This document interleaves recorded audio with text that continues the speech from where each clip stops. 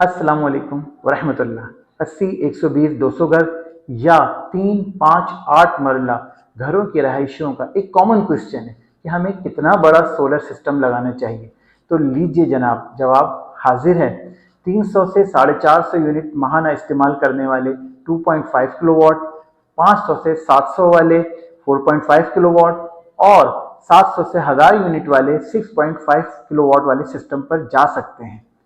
इन पे चलता क्या क्या है? 2.5 किलोवाट पे आप 5 से 6 इन्वर्टर फैन, 10 तक लाइट, एक फ्रिज और एक 1 टन का इन्वर्टर एसी भी चला सकते हैं और बैटरियां भी चार्ज कर सकते हैं।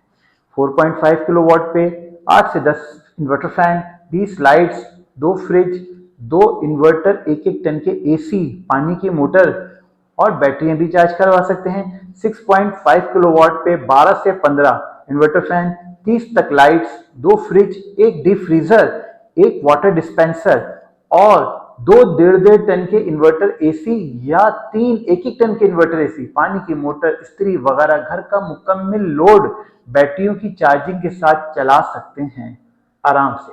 किस तरह? तो नीचे दिए गए हमारे व्हाट्सएप नंबर पर राब्ता करें और मुकम्मल मालूमात हासिल करें। तो रहिए मेरे साथ।